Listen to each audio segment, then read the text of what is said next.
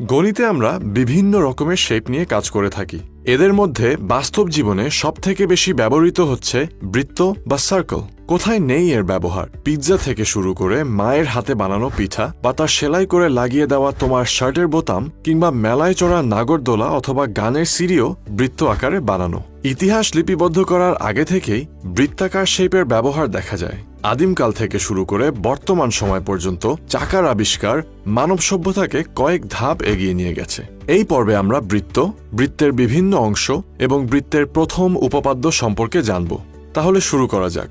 আধুনিক কালে ধারণা করা হয় গ্রিক শব্দ কিরকিয়স অথবা কুকলস থেকেই বৃত্তের ধারণা শুরু, যার ইংরেজি অর্থ লুপ বা রিং।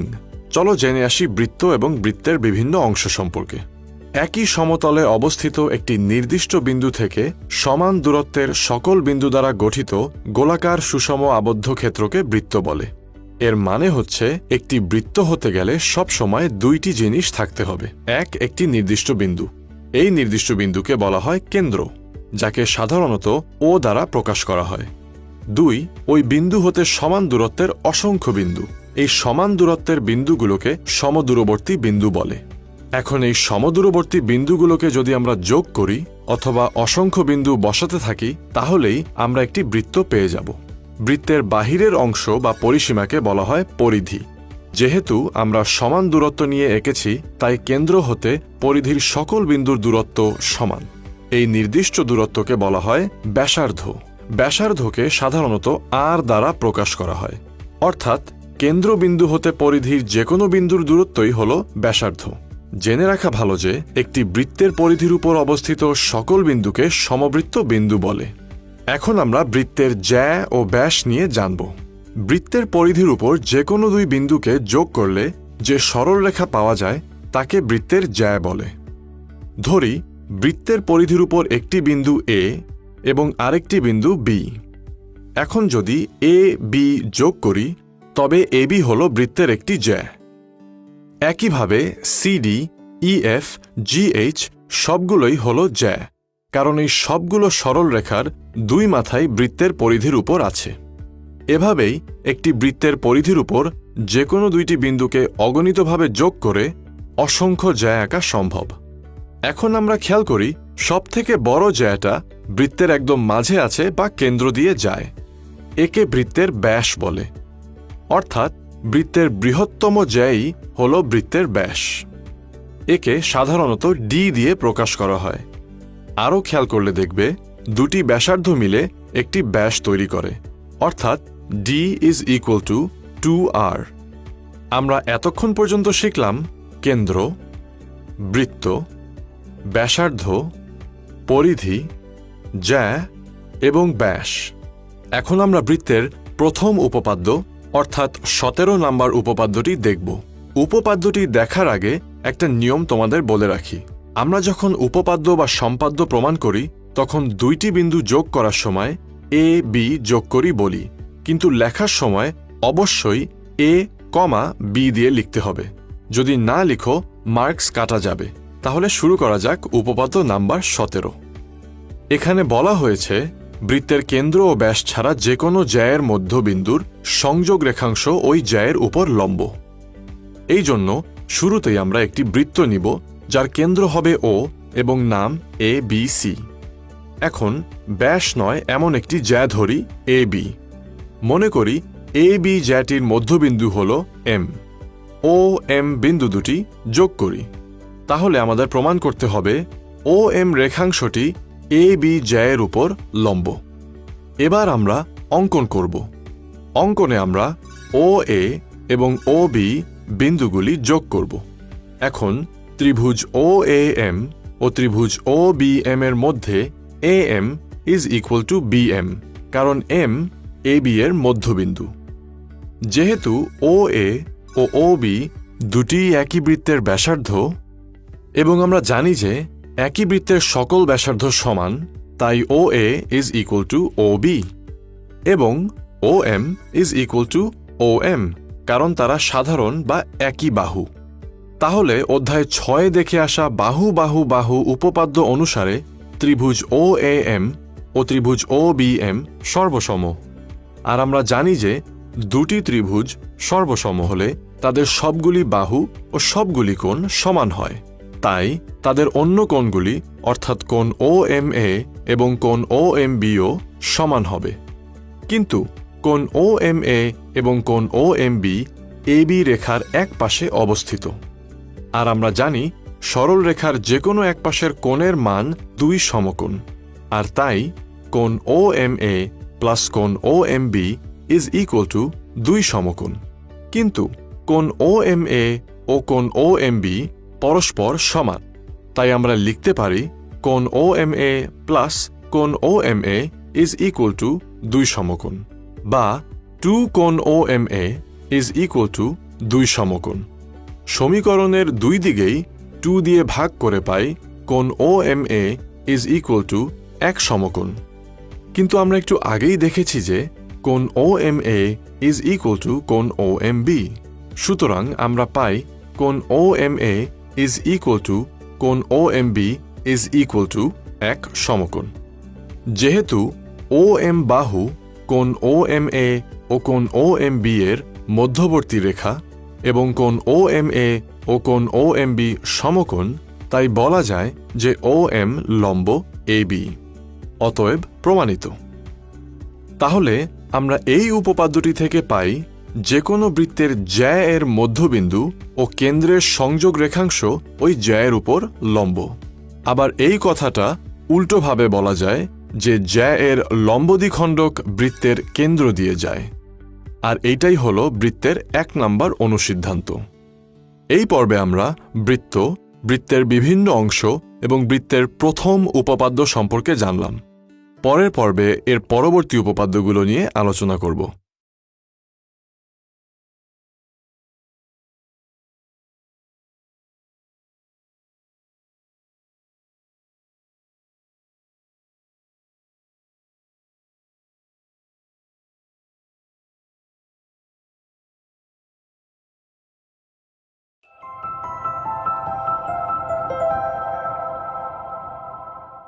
কেমন আছো বন্ধুরা? গত পর্বে আমরা আলোচনা করেছিলাম বৃত্ত, বৃত্তের বিভিন্ন অংশ এবং একটি উপপাদ্য নিয়ে। আজকে আমরা এর পরের উপপাদ্য এবং অনুশীলনী থেকে খুবই গুরুত্বপূর্ণ একটি সমস্যার সমাধান করব। তাহলে শুরু করা যাক। শুরুতেই আমরা 18 নম্বর উপপাদ্যটি দেখব। এর সাধারণ নির্বচন হলো বৃত্তের সকল সমান জ্যা কেন্দ্র থেকে সমদূরবর্তী। এখন আমরা সাধারণ নির্বচনে যা বলা আছে তাকে লেবেলিং করব। সাধারণ নির্বচনে যেহেতু বৃত্ত এর কথা বলা হয়েছে, তাহলে শুরুতেই আমরা একটা বৃত্ত নিব যার কেন্দ্র হবে O। বৃত্তটির দুইটি জ্যা AB ও CD পরস্পর সমান। তাহলে প্রমাণ করতে হবে যে AB ও CD জ্যা দুটি কেন্দ্র থেকে সমান দূরত্বে অবস্থিত। অর্থাৎ প্রমাণ করতে হবে যে O থেকে AB ও CD জ্যাদ্বয় সমদূরবর্তী। তাহলে বিশেষ নির্বাচনটা দেখে নাও। এবার আমরা অঙ্কন করব। O থেকে AB জ্যায়ের উপর OE লম্ব এবং CD জ্যায়ের উপর OF লম্ব আঁকি। এরপর OA বিন্দু এবং OC বিন্দু যোগ করি। তাহলে অঙ্কনে আমরা লিখব এভাবে। অঙ্কনে কমাগুলো দিতে ভুলো না কিন্তু। তাহলে প্রমাণ শুরু করা যাক। গত পর্বের 17 নম্বর উপপাদ্য থেকে আমরা জেনেছিলাম যে বৃত্তের কেন্দ্র ও জ্যায়ের মধ্যবিন্দুকে যোগ করলে যে রেখা পাবো তা ওই জ্যায়ের উপর লম্ব। তাহলে একে উল্টো করে বললে বলা যায় কেন্দ্র থেকে জ্যায়ের উপর লম্ব আঁকলে তা ওই জ্যাকে সমান 2 ভাগে ভাগ করবে। এবার দেখো এখানে OE AB এর উপর লম্ব। তাহলে E বিন্দু AB এর মধ্যবিন্দু। সুতরাং AE is equal to BE। একইভাবে OF CD রেখার উপর লম্ব। তাই CF is equal to DF। এখন AE is equal to BE বলে AE হবে AB এর অর্ধেক। ঠিক একই কারণে CF ও হবে CD এর অর্ধেক। তাহলে আমরা এটা লিখতে পারি। কিন্তু বিশেষ নির্বাচনে বলা ছিল AB is equal to CD। তাহলে half of AB is equal to half of CD. কিন্তু একটু আগেই দেখলাম যে AE is equal to half of AB এবং CF is equal to half of CD, আর তাই লিখতে পারি AE is equal to CF। এখন ত্রিভুজ OAE তে কোণ AEO 90 ডিগ্রি বলে ত্রিভুজ OAE একটি সমকোণী ত্রিভুজ। একইভাবে CFO ত্রিভুজটিও সমকোণী ত্রিভুজ। এখন ত্রিভুজ OAE এবং ত্রিভুজ OCF সমকোণী ত্রিভুজদ্বয়ের মধ্যে OA ও OC উভয়ই একই বৃত্তের ব্যাসার্ধ এবং আমরা জানি যে একই বৃত্তের সকল ব্যাসার্ধ সমান, তাই OA is equal to OC। কিন্তু OA ও OC সমকোণী ত্রিভুজের অতিভুজ, তাই লেখা যায় অতিভুজ OA is equal to অতিভুজ OC। এখন ধাপ 2 থেকে পাই AE is equal to CF।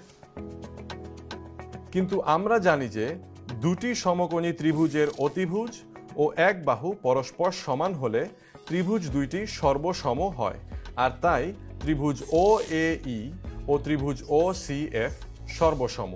আর আমরা জানি যে দুটি ত্রিভুজ সর্বসম হলে তাদের সবগুলি বাহু ও সবগুলি কোণ পরস্পর সমান হয়, তাই লিখতে পারি OE is equal to OF।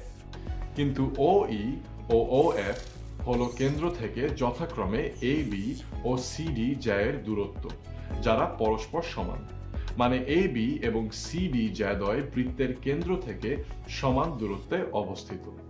অতএব এভাবেই প্রমাণ করতে পারি যে AB এবং CD জ্যাদ্বয় বৃত্তের কেন্দ্র থেকে সমান দূরত্বে আছে।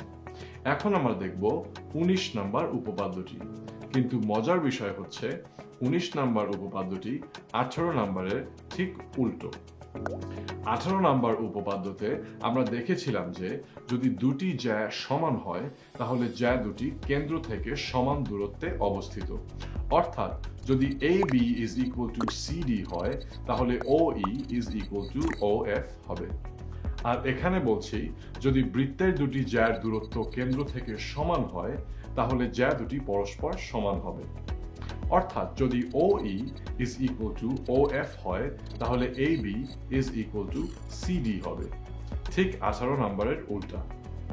আমরা যদি দুটি উপপাদ্যকে তুলনা করি তাহলে দেখা যাবে যে উপপাদ্য দুটি যেহেতু একেবারেই একটি আরেকটির বিপরীত, তাই 19 নম্বর উপপাদ্যটি তোমরা একবার বই দেখলেই শিখে নিতে পারবে। তাই আমরা এখন অনুশীলনী থেকে খুবই গুরুত্বপূর্ণ একটি এক্সট্রা সমাধান করব, যেটা এসএসসি পরীক্ষায় মাঝে মধ্যেই আসে। এটিতে প্রমাণ করতে বলা হয়েছে যে বৃত্তের বড় জ্যা কেন্দ্রের বেশি কাছে থাকে। বিশেষ নির্বাচনে আমরা আগের মতোই সাধারণ নির্বাচনে যা বলেছে তা লেবেলিং করব। সাধারণ নির্বাচনে যেহেতু বৃত্তের কথা বলা হয়েছে, তাহলে শুরুতেই আমরা একটি বৃত্ত নেই যার কেন্দ্র O, এর নাম দেই ABCD। এই বৃত্তটির দুইটি জ্যা AB ও CD এমন যে AB is greater than CD। তাহলে প্রমাণ করতে হবে যে AB জ্যাটি CD জ্যা হতে কেন্দ্রের কাছাকাছি আছে। তাহলে বিশেষ নির্বাচনটি দেখে নাও। এখন আমরা অঙ্কন করব। অঙ্কনে আমরা OA এবং OC যোগ করব আর এটা লিখব। এখন আমরা প্রমাণটা দেখব। O কেন্দ্র হতে OE রেখাংশ AB এর উপর লম্ব। আর আমরা জানি যে কেন্দ্র থেকে জ্যায়ের উপর লম্ব আঁকা হলে তা ওই জ্যাকে সমদ্বিখণ্ডিত করে। আর তাই আমরা লিখতে পারি যে AE is equal to BE is equal to half of AB। একে আমরা নাম দেই 1 নং সমীকরণ। একইভাবে লেখা যায় CF is equal to DF is equal to half of CD। একে আমরা নাম দেই 2 নং সমীকরণ।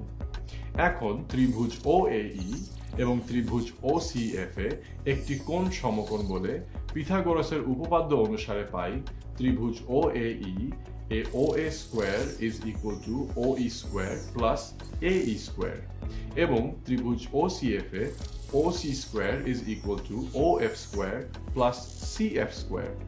কিন্তু OA এবং OC একই বৃত্তের ব্যাসার্ধ। এখন উভয় দিকে বর্গ করে পাই এটা। এখন OA ও OC এর মান বসিয়ে এটা পাই, আর পাশ পরিবর্তন করে ফাইনালি এটা পাচ্ছি।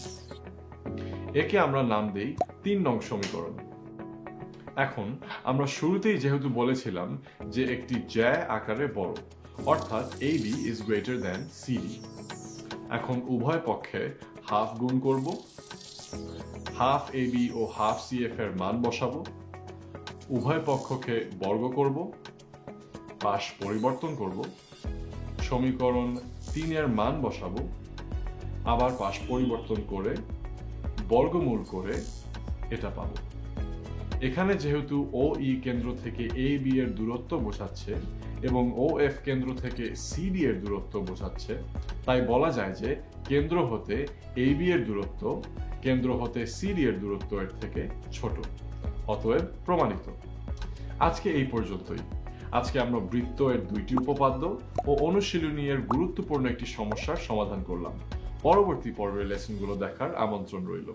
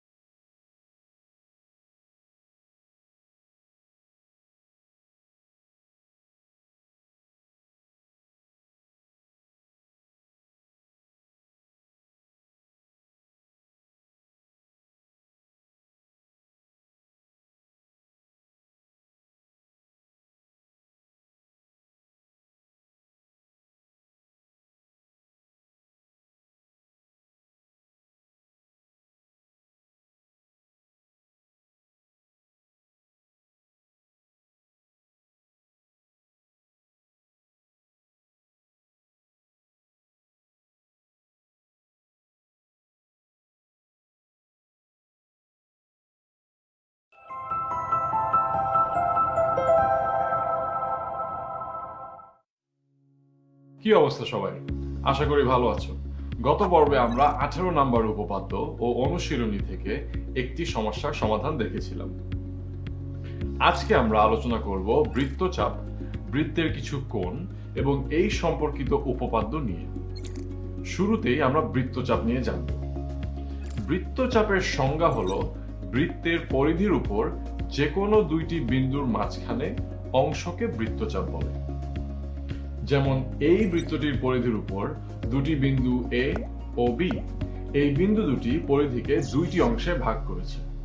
পরিধির এই প্রত্যেকটি অংশকে বলা হয় বৃত্তচাপ। এই দুই অংশের বড় অংশটিকে বলা হয় অধিচাপ আর ছোট অংশটিকে বলা হয় উপচাপ। আর বিন্দু দুইটি যদি বৃত্তের ব্যাসের দুই প্রান্তে হয় তবে তা পরিধিকে সমান দুই ভাগে ভাগ করে। বৃত্তের এই সমান সমান অংশকে বলা হয় অর্ধবৃত্ত। প্রথমেই দেখে নেই কেন্দ্রস্থ কোণ কি। যদি একটি কোণের শীর্ষবিন্দু বৃত্তের কেন্দ্রে অবস্থিত হয় তবে ওই কোণটিকে বৃত্তের কেন্দ্রস্থ কোণ বলে। ফর এক্সাম্পল, ABC বৃত্তের একটি চাপ AB। যদি AB চাপটির দুই প্রান্তকে কেন্দ্রের সাথে যোগ করা হয় তাহলেই একটি কেন্দ্রস্থ কোণ তৈরি হয়। এখন আমরা বৃত্তস্থ কোণ সম্পর্কে জানব। বৃত্তের দুইটি জ্যা যদি বৃত্তের পরিধির উপর কোনো বিন্দুতে ছেদ করে তবে জ্যা দুইটির মধ্যবর্তী কোণকে বৃত্তস্থ কোণ বা বৃত্তে অন্তর্লিখিত কোণ বলা হয়। একটু সিম্পল করে বলি। ফর এক্সাম্পল, AC ও BC পরিধির উপর C বিন্দুতে মিলিত হয়ে একটি বৃত্তস্থ কোণ ACB তৈরি হয়।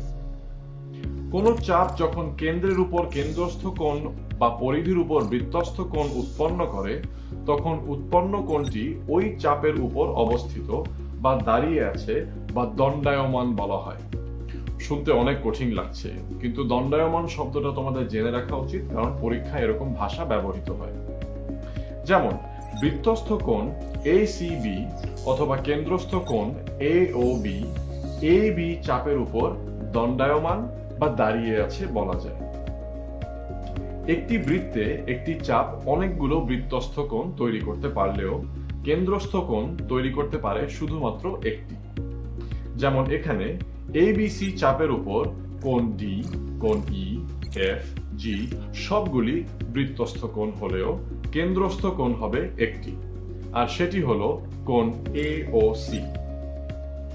আবার একাধিক চাপ একই সাথে একটি বৃত্তে আলাদা আলাদা কেন্দ্রস্থ ও বৃত্তস্থ কোণ তৈরি করতে পারে। যেমন AB চাপের উপর AOB কেন্দ্রস্থ কোণ এবং AEB বৃত্তস্থ কোণ। আবার একই বৃত্তের ভেতর CD চাপের উপর COD কেন্দ্রস্থ কোণ এবং CFD বৃত্তস্থ কোণ। এবার তাহলে এতক্ষণ যে কনসেপ্টগুলো শিখলাম সে সম্পর্কিত উপপাদ্যগুলো দেখে আসি। প্রথমেই আমরা 20 নম্বর উপপাদ্যটি দেখব। উপপাদ্যটি শুরু করার আগে প্রথমেই বলে নেই, প্রত্যেক উপপাদ্য বোঝানোর সময় আমাদের বাম পাশে যে লেখাগুলো আসবে পরীক্ষায় সেগুলো তোমাদের হুবহু লিখতে হবে। এখানে প্রমাণ করতে বলা হয়েছে যে একই চাপের উপর অবস্থিত কেন্দ্রস্থ কোণ বৃত্তস্থ কোণের দ্বিগুণ। প্রথমেই ও কেন্দ্র বিশিষ্ট ABC একটি বৃত্ত নেই। বৃত্তটির পরিধির উপর দুটি বিন্দু B ও C, তাহলে BC হলো বৃত্তটির একটি চাপ। BC চাপের উপর দণ্ডায়মান কেন্দ্রস্থ কোণ BOC এবং বৃত্তস্থ কোণ BAC। তাহলে প্রমাণ করতে হবে যে কোণ BOC is double of কোণ BAC। উপপাদ্যটি প্রমাণের জন্য আমরা এক্সট্রা ভাবে AD রেখাংশ এমন ভাবে আঁকবো যা কেন্দ্র দিয়ে যায়। তাহলে প্রমাণ শুরু করা যাক। আমরা 6 নম্বর চ্যাপ্টারে শিখে এসেছি যে কোনো ত্রিভুজের বহিস্থ কোণ অন্তস্থ বিপরীত কোণ দুটির যোগফল সমান। সেটা তোমরা ডায়াগ্রামে এখানে দেখতে পাচ্ছ। যেমন এখানে ত্রিভুজ AOB এর বহিস্থ কোণ BOD, তাহলে অন্তস্থ কোণ দুটি হবে কোণ BAO ও কোণ ABO। সো আমরা লিখতে পারি বহিস্থ কোণ BOD is equal to অন্তস্থ কোণ BAO plus ABO। আবার আমরা জানি যে বৃত্তের সকল ব্যাসার্ধ সমান, সুতরাং ত্রিভুজ AOB তে OA is equal to OB। আবার সমান সমান বাহুর বিপরীত কোণগুলো সমান হয়। সেই সূত্রে আমরা তাহলে বলতে পারি ত্রিভুজ AOB তে কোণ BAO is equal to কোণ ABO। এখন ধাপ 1 এ আমরা ধাপ 2 এর মান বসিয়ে পাই কোণ BOD is equal to কোণ BAO plus কোণ BAO। তার মানে কোণ BOD is equal to two কোণ BAO। একইভাবে ত্রিভুজ AOC যেটা অন্য পাশে আছে সেখানেও প্রমাণ করা যায় যে কোণ COD is equal to 2 into কোণ CAO। ধাপ 3 ও 4 এই দুটোতে পাওয়া সমীকরণ দুইটি যোগ করে পাই কোণ BOD প্লাস কোণ COD is equal to 2 কোণ BAO প্লাস 2 কোণ CAO। দুই কমন নিলে পাই কোণ BOD plus COD is equal to 2 কোণ BAO প্লাস কোণ CAO। কিন্তু কোণ BOD প্লাস কোণ COD is equal to কোণ BOC এবং কোণ BAO প্লাস কোণ CAO is equal to কোণ BAC। সুতরাং লিখতে পারি যে কোণ BOC is equal to 2 কোণ BAC। অতএব প্রমাণিত।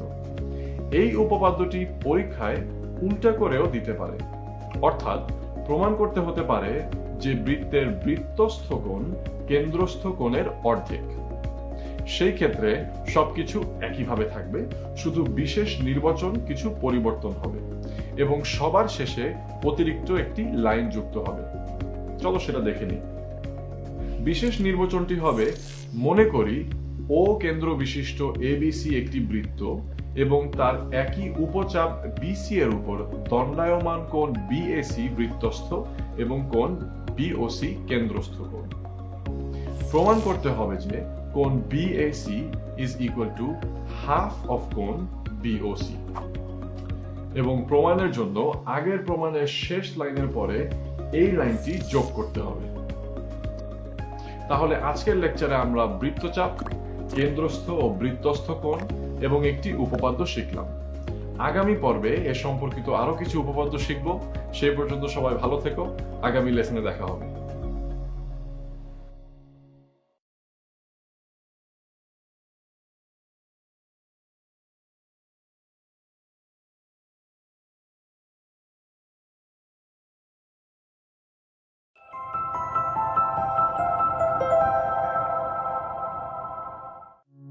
স্টুডেন্টস, কি অবস্থা তোমাদের?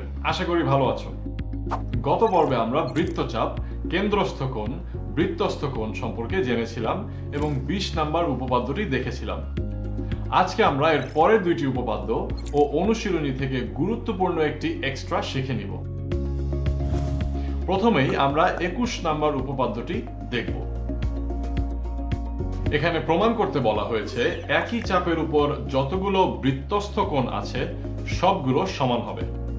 ও কেন্দ্র বিশিষ্ট ABC বৃত্তের একটি চাপ হলো BCD। এই BCD চাপের উপর অবস্থিত দুইটি বৃত্তস্থ কোণ হলো কোণ BED ও কোণ BAD। তাহলে আমাদের প্রমাণ করতে হবে যে কোণ BED is equal to কোণ BAD। এখন উপপাদ্যটি প্রমাণের জন্য OB বিন্দু এবং OD বিন্দুগুলো যোগ করব। তাহলে প্রমাণ শুরু করা যাক।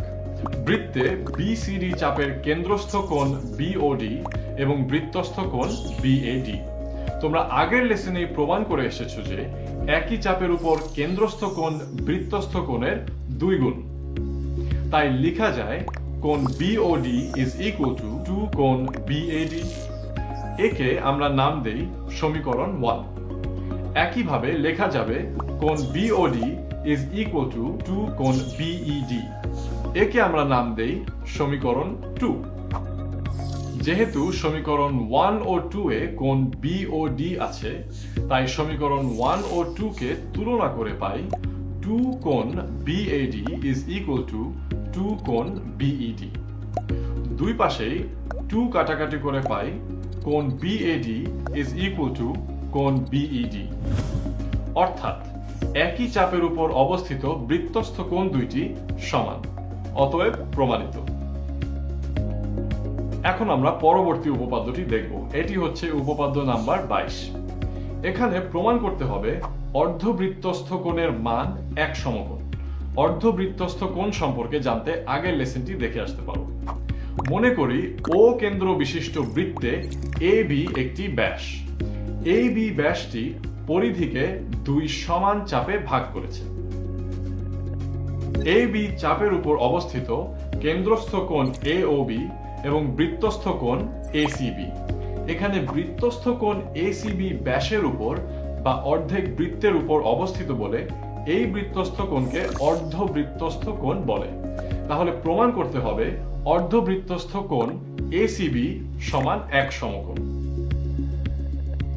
উপপাদ্যটি প্রমাণের জন্য AB এর যে পাশে C বিন্দু আছে তার বিপরীত দিকে একটি D বিন্দু নেই। এখন ADB চাপের উপর অবস্থিত বৃত্তস্থ কোণ হলো ACB এবং কেন্দ্রস্থ কোণ হলো AOB।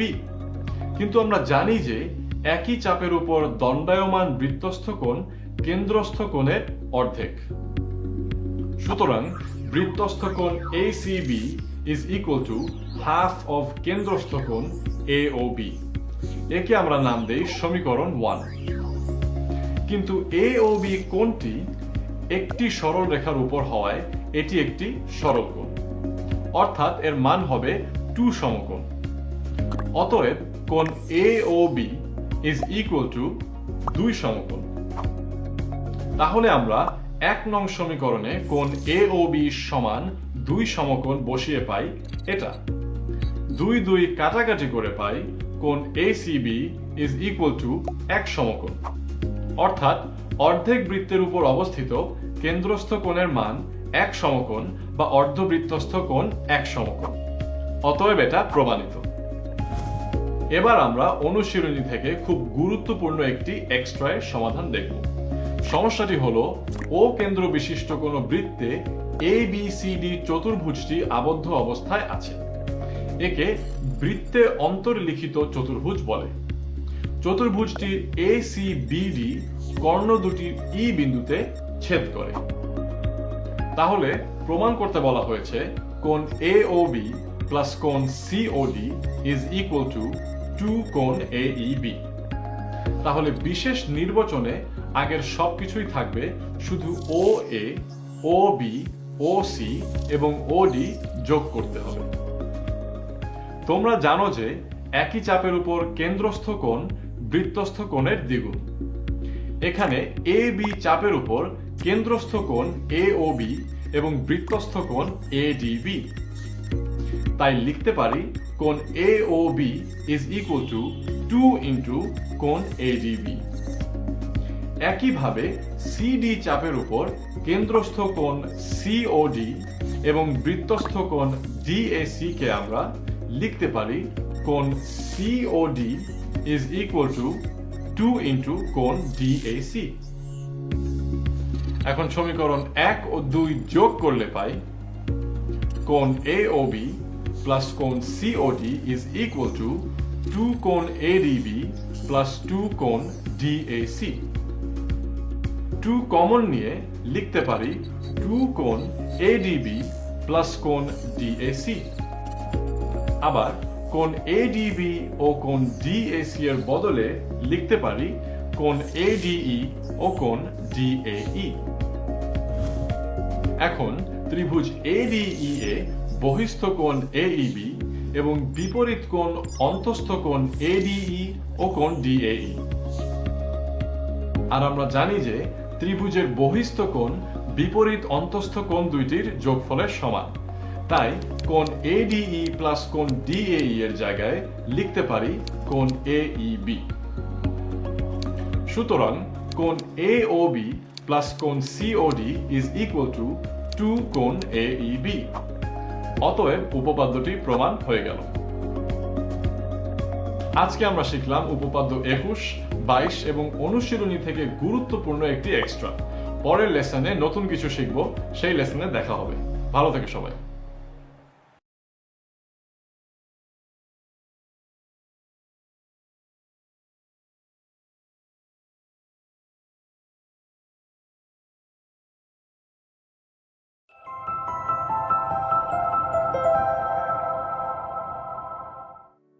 কি অবস্থা স্টুডেন্টস, আশা করি সবাই ভালো আছো। গত পর্বে উপপাদ্য 21 ও 22 দেখেছিলাম। আজকের পর্বে আমরা বৃত্তস্থ চতুর্ভুজ ও এর সম্পর্কিত উপপাদ্য সম্পর্কে জানব। শুরুতেই আমরা দেখব বৃত্তস্থ চতুর্ভুজ কি। যে চতুর্ভুজের 4টি শীর্ষবিন্দু বৃত্তের পরিধির উপর অবস্থিত তাকে বৃত্তস্থ চতুর্ভুজ বা বৃত্তীয় চতুর্ভুজ বা বৃত্তে অন্তর্লিখিত চতুর্ভুজও বলে। যেমন এই বৃত্তের পরিধির উপর 4টি point A B C D, এই 4টি বিন্দু নিয়ে যদি একটি চতুর্ভুজ আঁকি তাহলে এই এবিসিডি চতুর্ভুজই বৃত্তস্থ চতুর্ভুজ।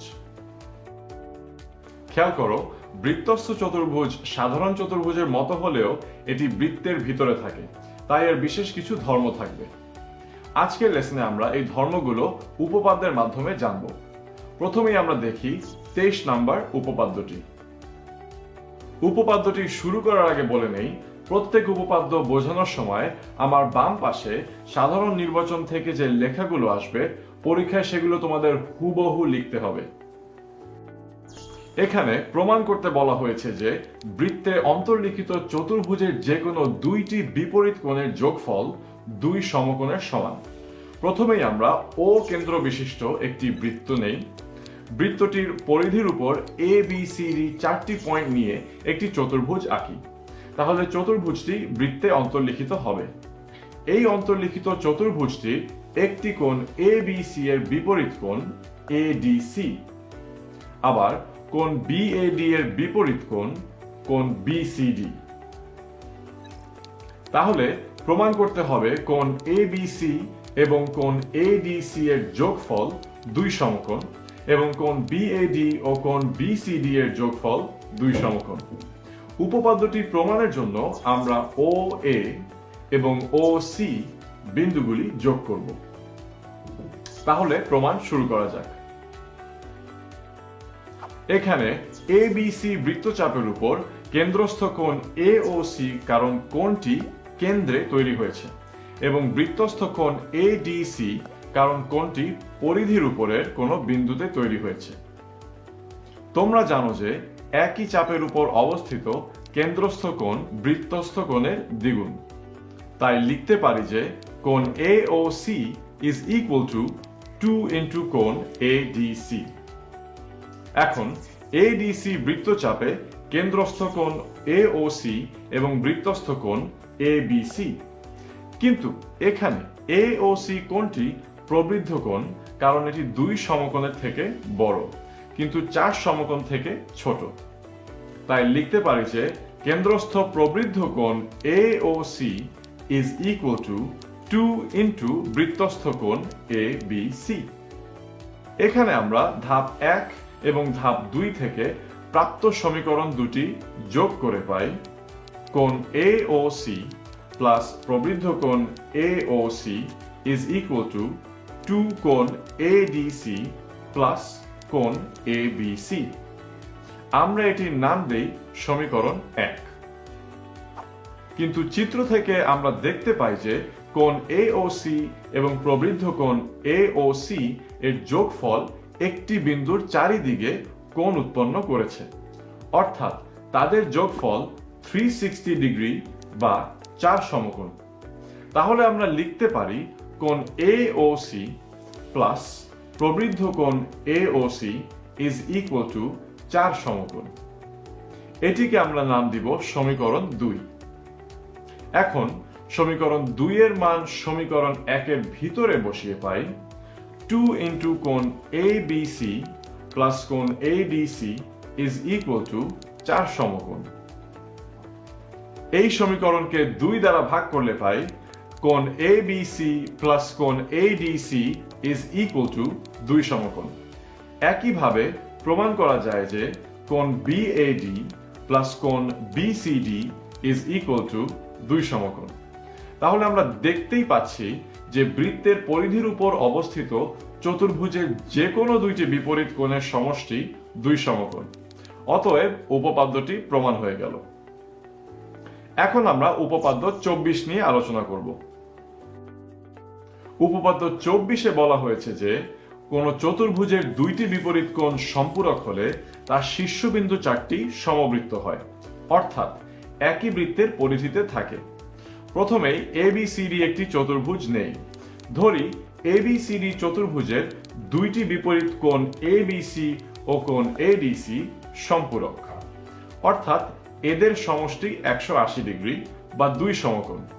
তাহলে প্রমাণ করতে হবে যে চতুর্ভুজের 4টি শীর্ষবিন্দু এ বি সি ডি সমবৃত্ত, অর্থাৎ একই বৃত্তের উপর অবস্থিত।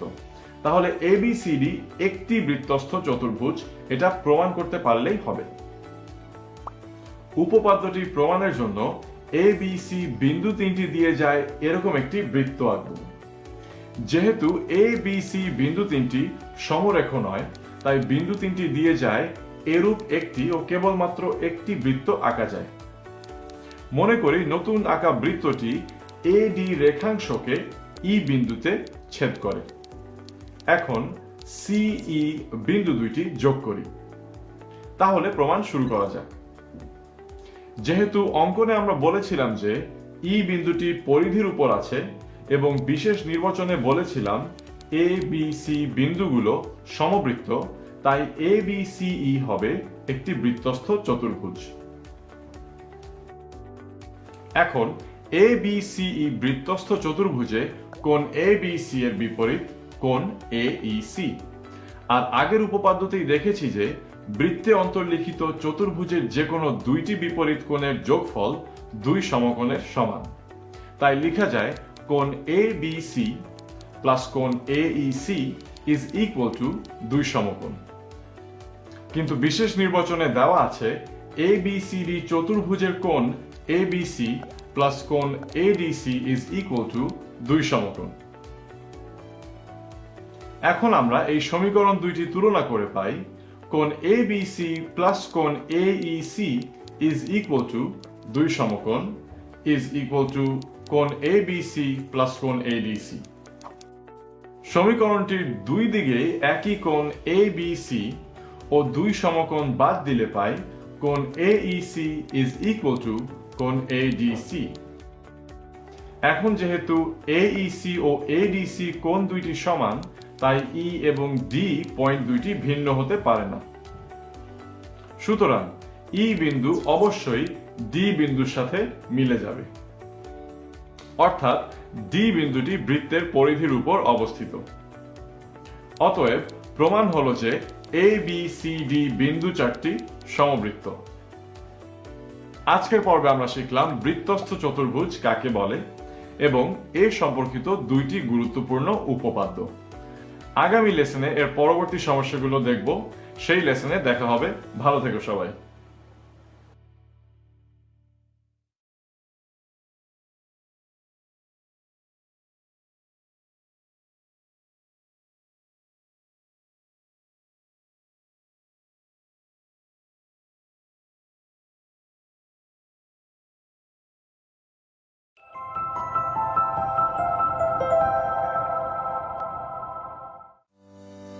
হ্যালো স্টুডেন্টস, কেমন আছো সবাই?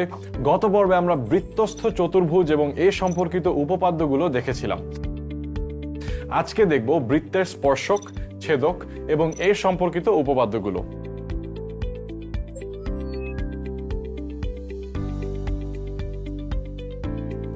আমরা যদি একটি বৃত্ত ও একটি সরল রেখাকে একই তলে রাখি, তাহলে তিনটি ঘটনা ঘটতে পারে। এক, সরল রেখাটি বৃত্তকে স্পর্শ করবে না, অর্থাৎ এদের মাঝে কোনো কমন পয়েন্ট থাকবে না। দুই, সরল রেখাটি বৃত্তের উপর দিয়ে চলে যাবে, যেমন AB সরল রেখাটি বৃত্তের উপর দিয়ে চলে গেছে। এখানে সরল রেখাটি বৃত্তের পরিধিকে দুইটি বিন্দুতে ছেদ করেছে। এই বিন্দুগুলিকে বলা হয় ছেদ বিন্দু, আর সরল রেখাটিকে বলা হয় বৃত্তের ছেদক। তিন, সরল রেখাটি বৃত্তের পরিধিকে যে কোনো একটি বিন্দুতে টাচ করবে, যেমন AB সরল রেখাটি বৃত্তকে C বিন্দুতে স্পর্শ করেছে। এই বিন্দুকে বলা হয় স্পর্শ বিন্দু, আর এই সরল রেখাকে বলা হয় বৃত্তের স্পর্শক।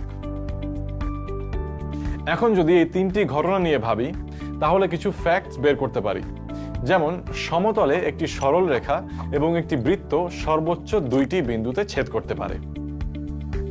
বৃত্তের প্রত্যেক ছেদকের ছেদ বিন্দু দুটির মাঝখানের অংশ বৃত্তের ভিতরে থাকে।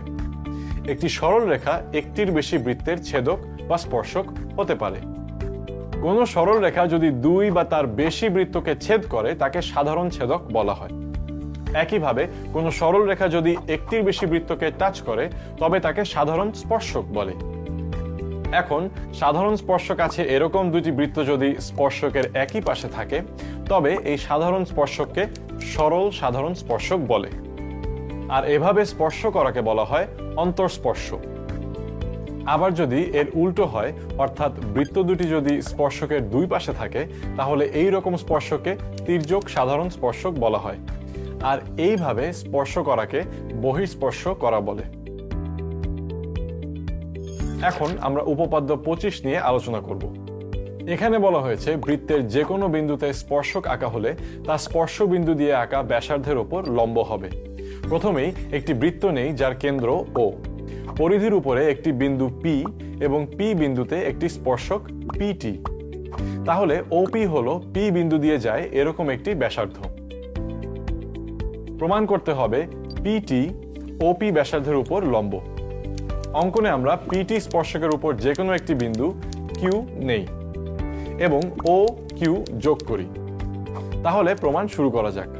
বৃত্তের পি বিন্দুতে পিটি একটি স্পর্শক। আমরা জানি যে কোনো স্পর্শক বৃত্তকে একটি মাত্র বিন্দুতে স্পর্শ করে, তাই পিটি স্পর্শকের পি বিন্দু ছাড়া অন্য সকল বিন্দু বৃত্তের বাইরে থাকবে। সুতরাং কিউ বিন্দুটিও বৃত্তের বাইরে থাকবে। ছবি থেকে দেখা যায় যে ও কিউ রেখা বৃত্তের ব্যাসার্ধ ও পি এর চেয়ে বড়। পি বিন্দু ছাড়া পিটি এর উপর সকল কিউ বিন্দুর জন্য এ কথাটি সত্য। এখন যদি কিউ বিন্দুটিকে ধীরে ধীরে পি বিন্দুর কাছে আনতে থাকি, তাহলে দেখতে পাবো যে ও কিউ এর সাইজ ছোট হতে থাকবে। কিন্তু ও পি কে ক্রস করার সাথে সাথে ও কিউ আবার বড় হতে থাকবে। অর্থাৎ কিউ বিন্দু যখন পি বিন্দুতে থাকবে, তখনই ও কিউ এর দৈর্ঘ্য সব থেকে ছোট হবে। অর্থাৎ কেন্দ্র থেকে পিটি স্পর্শকের মধ্যে সবচেয়ে ছোট দূরত্বই হলো ওপি। আর তোমরা অলরেডি জানো যে কোনো বিন্দু থেকে একটি সরল রেখার সব থেকে ছোট দূরত্বই হলো লম্ব দূরত্ব। সুতরাং পিটি এর উপর ওপি লম্ব, অতএব প্রমাণিত। এখন উপপাদ্য 26 দেখব। এখানে বলা হয়েছে যে বৃত্তের বাহিরের কোনো বিন্দু থেকে যদি দুইটি স্পর্শক আঁকা হয়, তবে স্পর্শক দুইটি সমান হবে। এবিসি বৃত্তের কেন্দ্র ও আর বাহিরের একটি বিন্দু পি। পি এ এবং পিবি রেখা দুটি বৃত্তের এ ও বি বিন্দুতে স্পর্শক। তাহলে প্রমাণ করতে হবে যে পি এ এবং পিবি সমান। অঙ্কনে আমরা ও এ, ও বি এবং ও পি যোগ করব। তাহলে প্রমাণ শুরু করা যাক। তোমরা জানো যে স্পর্শক স্পর্শ বিন্দু দিয়ে আঁকা ব্যাসার্ধের ওপর লম্ব। এখানে পি এ স্পর্শক এবং ও এ এমন একটি ব্যাসার্ধ যা স্পর্শ বিন্দু এ দিয়ে যায়। অতএব পি এ লম্ব ও এ। সুতরাং কোণ পি এ ও সমান এক সমকোণ। একই কারণে কোণ পিবি ও সমান এক সমকোণ। অতএব ত্রিভুজ পি ও এ এবং ত্রিভুজ পি ও বি দুটি সমকোণী ত্রিভুজ। এখন এই সমকোণী ত্রিভুজ দুটির অতিভুজ ওপি, যা দুই ত্রিভুজের মধ্যেই কমন, অর্থাৎ সাধারণ বাহু। অন্যদিকে ত্রিভুজ পি ও বি এর ও বি বাহু এবং পি ও এর ও এ বাহুও একই বৃত্তের ব্যাসার্ধ। আর বৃত্তের সকল ব্যাসার্ধ সমান বলে ও এ সমান ও বি হবে। আমরা জানি দুইটি সমকোণী ত্রিভুজের অতিভুজ ও অপর একটি অনুরূপ বাহু সমান হলে ত্রিভুজ দুইটি সর্বসম হয়। সুতরাং লিখতে পারি ত্রিভুজ পি এ ও এবং ত্রিভুজ পি বি ও সর্বসম। আর দুইটি ত্রিভুজ সর্বসম হলে তাদের প্রত্যেকটি অনুরূপ বাহু ও কোণ সমান হয় বলে লেখা যায় পি এ এবং পি বি সমান। কিন্তু পি এ ও পি বি হল পি বিন্দু থেকে স্পর্শ বিন্দুর দূরত্ব, অতএব প্রমাণিত। এখন আমরা উপপাদ্য 27 দেখব। এখানে বলা হয়েছে যে দুইটি বৃত্ত একে অপরকে বাহিরের দিক থেকে স্পর্শ করলে বৃত্ত দুটির কেন্দ্র ও স্পর্শ বিন্দু সমরেখ হবে, মানে একই সরল রেখায় থাকবে।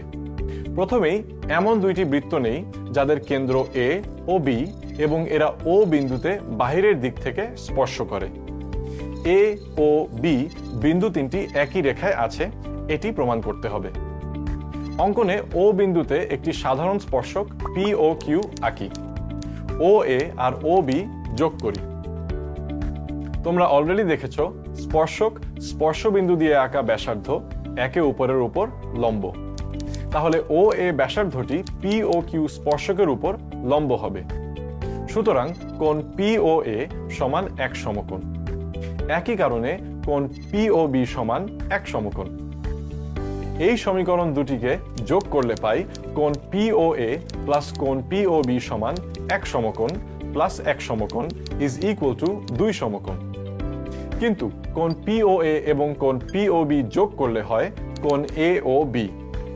অতএব কোণ AOB একটি সরল কোণ, আর সরল কোণের উপরে থাকা সকল বিন্দু একই সরল রেখায় থাকবে, অর্থাৎ সমরেখ হবে। সুতরাং AOB বিন্দু তিনটি সমরেখ, অতএব প্রমাণিত। আজ আমরা দেখলাম স্পর্শক, ছেদক এবং এ সম্পর্কিত উপপাদ্যগুলো। দেখা হবে পরের লেসনে বৃত্তের সম্পাদ্য নিয়ে। ভালো থেকো সবাই।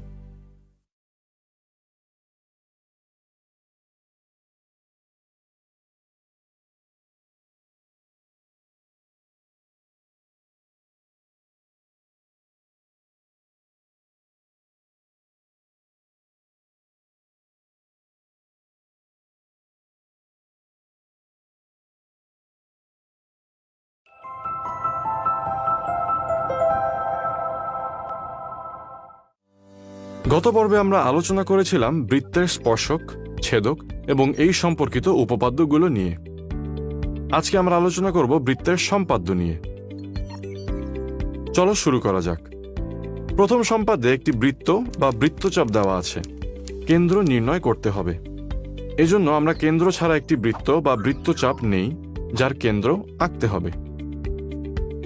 বৃত্তে বা বৃত্তচাপটিতে তিনটি বিন্দু A, B, C নিই।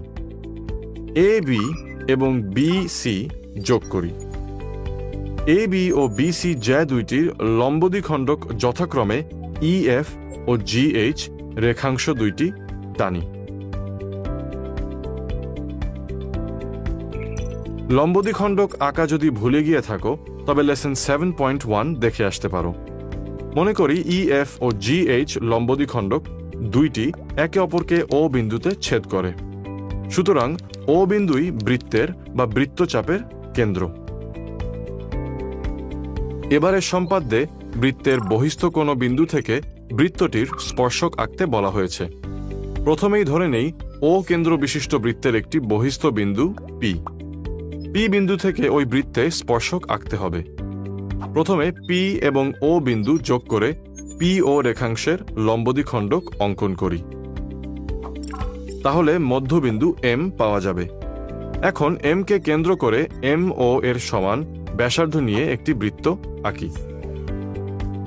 নতুন আঁকা বৃত্তটি আগের বৃত্তটিকে A ও B বিন্দুতে ছেদ করে। AP এবং BP যোগ করি। তাহলে AP BP রেখা দুটি বৃত্তের স্পর্শক। এই সম্পাদ্যটিতে বলা হয়েছে ABC একটি ত্রিভুজ। এমন একটি বৃত্ত আঁকতে হবে যা ত্রিভুজের তিনটি শীর্ষবিন্দু A, B ও C বিন্দু দিয়ে যায়। ABC ত্রিভুজের যে কোনো দুই বাহু AB ও AC এর সমদ্বিখণ্ডক আঁকি।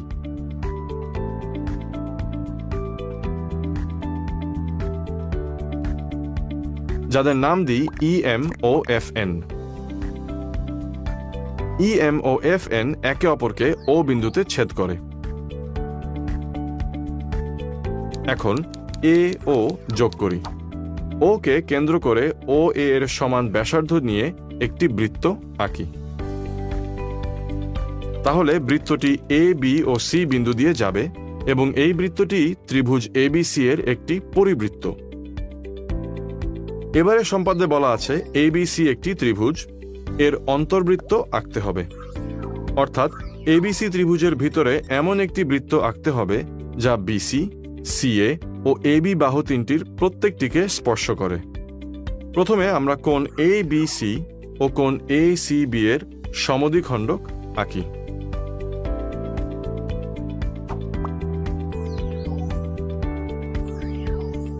এদের নাম দেই যথাক্রমে BL ও CM। ধরে নেই যে এরা যে বিন্দুতে ছেদ করেছে সেই বিন্দুর নাম O। O থেকে BC এর ওপর একটি লম্ব আঁকি। এই লম্ব BC কে D বিন্দুতে ছেদ করে। এখন O কে কেন্দ্র করে OD এর সমান ব্যাসার্ধ নিয়ে একটি বৃত্ত আঁকি। তাহলে এই বৃত্তটি নির্ণেয় অন্তর্বৃত্ত, কারণ তা ত্রিভুজের সব কয়টি বাহুকেই স্পর্শ করেছে। এই সম্পাদ্যে এবিসি ত্রিভুজের একটি বহির্বৃত্ত আঁকতে হবে, অর্থাৎ এমন একটি বৃত্ত আঁকতে হবে যা ত্রিভুজের একটি বাহুকে এবং অপর দুই বাহুর বাড়ানো অংশকে স্পর্শ করে। আঁকার শুরুতেই এ বি ও এসি বাহু দুটিকে যথাক্রমে ডি ও এফ পর্যন্ত বাড়াবো। এরপর আমরা কোণ ডিবিসি ও কোণ এফসিবি এর সমদ্বিখণ্ডক আঁকব।